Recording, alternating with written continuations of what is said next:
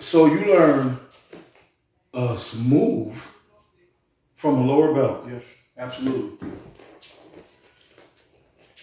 So you can learn jiu-jitsu from people with less experience than you.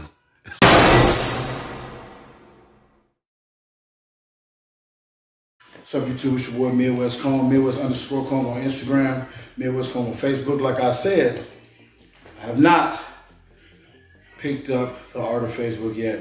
It's not even that. It's just that I got so much going on.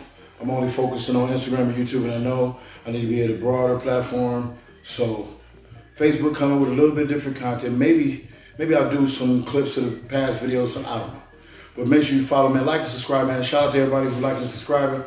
My subscriptions went from 65% people not subscribed to 35. So people starting to pick up, man. Maybe I'm doing something right, or maybe y'all just doing it because y'all feel bad for me. Either way, thank you. Got my man Clay back here, all the way New Jersey, man. Another black belt in jiu-jitsu, man. We always have a good session. Always have a good session, and on top of that, even better, we always have good fellowship, and that's what we always talk about. It's terminology in jiu-jitsu. One of them is family, and certain people who come into jiu-jitsu is absolutely looking for that type of support, and it's unfortunate that they don't get that support in certain situations. But that's a whole nother video, and y'all already know who been following me for day one, how I feel about it, and anybody wanted to contest that's been around me and been around my journey in jiu-jitsu, you know, let's do a live video talk about it, because y'all know I don't be telling no stories, man. But anyway, how you doing, man? He also got his son here, man. Son over there, man. He his cameraman. So we trying to get him right. When everything get tight, our kids gonna be cameraman. We gonna be doing the family thing, man. That's what family is, you know. So check this out today, man. I want to discuss, because it was a comment left, and Brittany, I truly apologize that we late with this. But I wanted another black belt to get around, and I wasn't able to be around another one. So he here today. So now you get to get two different perspectives, or maybe even the same, because me and him actually haven't discussed it, on how the belt system works. Now, for me personally, and we did the video about this a long time ago, so I'm going to talk about the IBJJF, and I might not be all the way accurate, so y'all can Google, and or I'll put up the, matter of fact, I'll post a chart. IBJJF works, I believe, when you're a white belt, 1 to 2 years before you're blue. When you're blue, 2 to 2.5 years with purple. Purple, I believe you spend 2. Brown, you spend 1. And then, or at instructor's discretion, then you go to black. And then it takes every 3 years to get a degree with your first 3. The 4th degree is every 5 from then on out. And then you get belts that I don't know if my broken down body ever gonna be able to see. So I know it's a lot of people who say been in jiu-jitsu since they was J-high. They might be 30 with them type of belts. I'm a little old. So my thing is with the belt system. I love the IBJJ belt system because that's mat time. But as a personal instructor black belt, this is what I feel. I feel like when you train jiu-jitsu, the only way, as you see me and him sweating, the only way to know that these certain positions work, your self-defense work, your submissions work, your guard passing work, your takedowns work, your back takes, and all so on and so forth. The only way to know if those things are legitimately working for you and you are learning at the right pace is if you do it live. Now, I know there are some people who are older who aren't going to roll every day. They shouldn't. We understand that. So a lot of those people are belted by mat time. So they don't have to roll. Come on, man. We don't expect no 70-year-old person to be on the mat rolling with a bunch of 20-year-olds every day. So them just getting to the mat 2 to possibly 3 days a week, for me, is showing commitment, and even get down on the floor. Guys, some people getting down on the floor and getting up, such as myself, is a process. So me personally, those type of people, the commitment is everything. Now, if you're a young lion, a young gorilla, I need to see what you can do on the mat. You don't ever got to compete. But if you're in here learning, you're going to have to be able to perform the moves on a person trying to show resistance. That's me personally. I don't care if you compete. If you're a competitor, your belt system, like most instructors do, you grow from, if you win the white belt worlds or you're a successful white belt, whatever, you go to blue. You can go to the blue belt worlds being 5 months into, I know instructors give the next belt for winning the worlds. So I feel like if you win the worlds, fans, then what are you still doing in that belt? You already competed against those guys. Right. I don't see a reason for you guys I don't think even take a second. Like, it's time for you to move forward. what I'm saying? You might just had a bad day today, you took second. It's time for you to move forward. So I'm very fair with belt, but I'm very strict. I'm very strict when it comes to belt testing and things of that nature. So I just need to see what you can do. And my discretion with the older people or the people who's not competitors is a little different, but I just need to know that when you leave this building in this moment of distress, you can defend yourself properly. That is my job.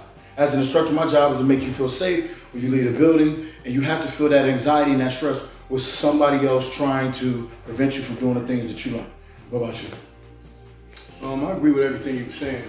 First, my attitude towards it is I try to be tunnel vision. Yeah.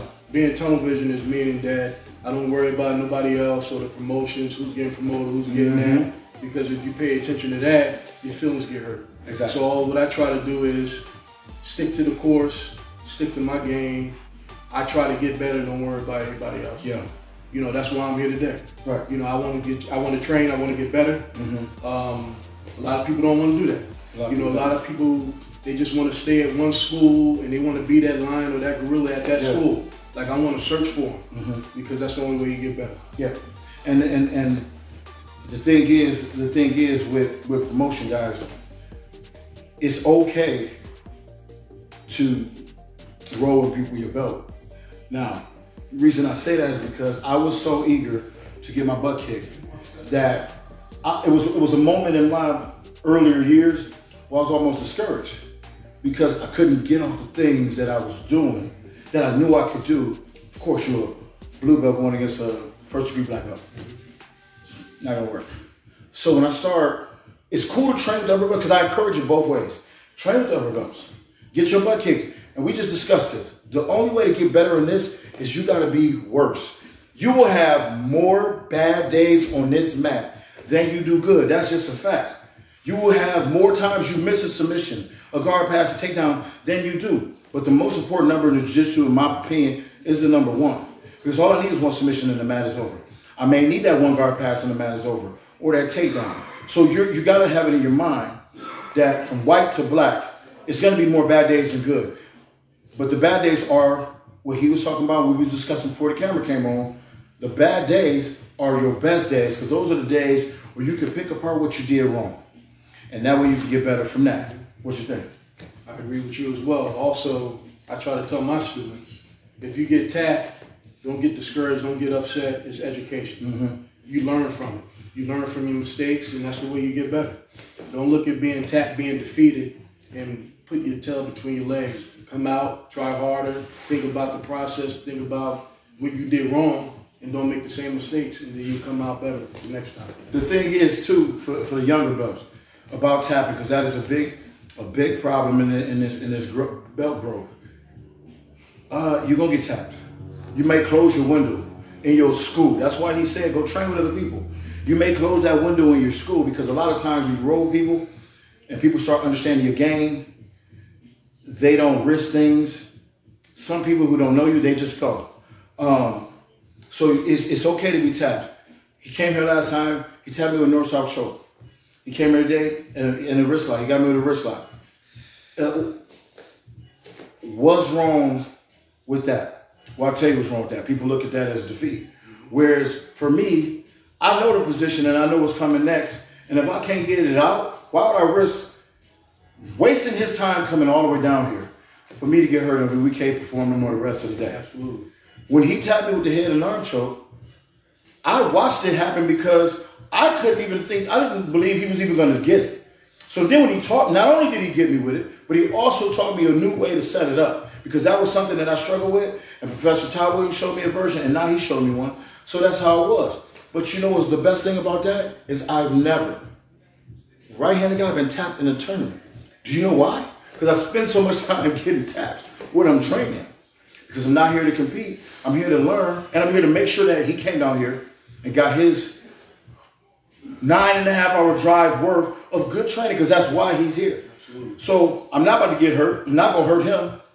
And we're going to learn from each other in that manner. So guys, listen, if you go to class, I don't care what belt you are. If you go to class and you're worried about getting tapped, then you're not expanding your game enough to learn. What you're doing is you're getting yourself pigeon-toed, and that's probably pigeonhole, and that's probably why you don't go to other schools and roll. And it's cool to be defensive. Anybody, if I don't want him to tap me, I won't try nothing. We all can do that. But I was wanting to sweep him. So he caught the position. What I'm saying is, man, don't be so arrogant enough to not take the tap on the mat. A lot of times I try to explain this, I cannot stress this enough. Getting tapped here is protecting you from when you do need to be defensive. You do need to fight out those submissions. In fact, work on your submission. Start off in submissions. Start off situational training. That was something that I started getting into. Start off with somebody on side control. Start off with somebody on mount. Start off with somebody in back. I believe Gordon Ryan trains a lot like that. His camp trains a lot like that. And it's make perfect sense. Start off in those uncomfortable positions so you can be comfortable. That's the name of jiu-jitsu. Be comfortable in places that you're uncomfortable. What you think? Absolutely. I was always taught position before submission. Absolutely, yes, sir. You know, so you got to get in a position to be able to submit. I agree once again with being in a bad position. Yeah. You know, I used to train on the side, have somebody get on top and train from side mount, or get on top and train with me on mount. You know, for years I've done that.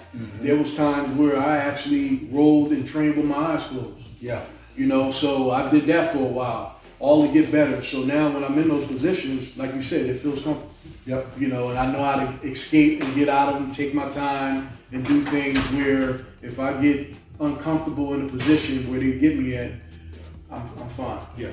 And that's the thing, man. It's just this is a sport, and guys, you can start this early. You can start working on your submission defense early. You don't have to wait. So we was talking about earlier too. This is a black belt sweep. Well, again, what'd you learn that? Matter of fact, what'd you learn at college drag? College drag. Actually, I learned that college drag from a guy named Nick South. And what belt were you? I was a brown belt, and he was a purple belt at the time. So you learn a move from a lower belt. Yes, absolutely. So you can learn jiu-jitsu from people with less experience than you. Absolutely. Because that is something too. Guys, I'm gonna tell you something. One of my guard passes that I do is from a kid.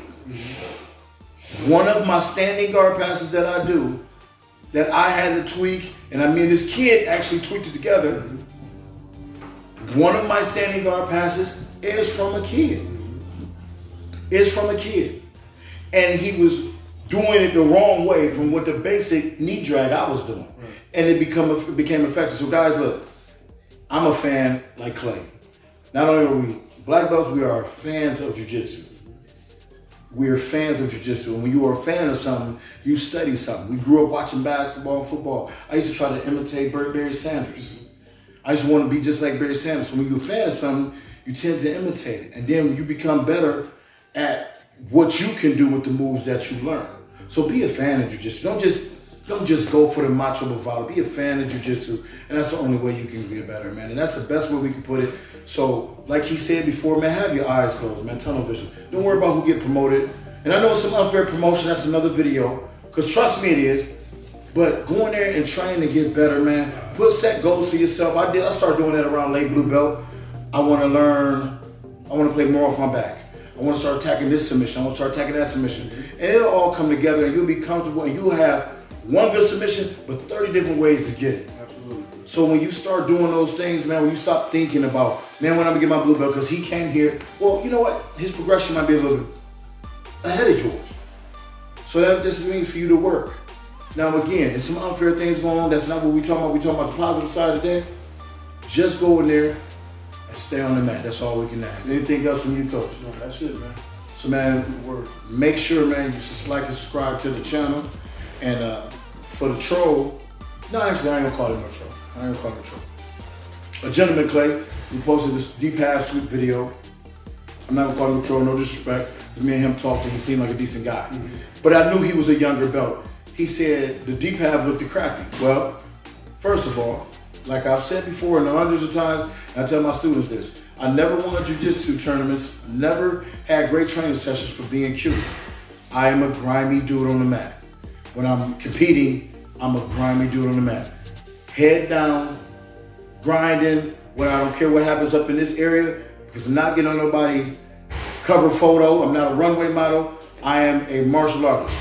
That's how I get down. I don't care how ugly it look. As long as the refs do this at the end of the match my way, I'm all good. No matter which way it go. That's the type of performances I'm gonna get. So the way my body, first of all, there's not too many people in jiu-jitsu built like me. The way my body type is going to be the way that I am able to do the move. And I'm very successful at playing half guard. I'm very good at playing half guard. I sweep a lot of people playing the half guard. And the best thing about my positions is it's basic, so you can be 6'6" and do it, and it might look a little better than mine. But at the end of the day, I give the basic outlook of the position, and that's how my students always been. They took to it or they didn't. But at the end of the day, I don't care what looks good to everybody. You're never gonna watch a match and say, man, that was sweet, how did he do that? Right. You're never gonna do that. You're gonna watch a match and say, hey man, that dude got some top pressure, that dude's explosive from the bottom on his sweeps. You're gonna say that, but you'll never give me a 10 for looking the best. At least not in jiu-jitsu. Hey man, as always, man, thanks for coming out, man. Appreciate it. Hey man, make sure you follow Clay at Clay Jiu-Jitsu 2323 on Instagram, Clay Jiu-Jitsu on YouTube. And listen, he's starting to get his content up, starting to do his moves, and again, man, he doing moves that he learned in his early belt years, and from now, he learned from younger belts. And guys, that's what it's all about, man. Continue learning the process. Same thing we do in life, man. Make sure you like and subscribe. Shout out to everybody who support Midwest Calm, man. Shout out to Hype for Life, shout out to Shrimp Cartel, and much love to Mr. CT Fletcher. I will be in LA shooting with him Friday. That is a huge opportunity, man. And look, man, just under a year ago, 7 months ago, I didn't even have a YouTube. 7 months ago, I barely posted anything on Instagram. And now things are going at a rapid pace, man. And hopefully me and Clay got some little secrets we talking about.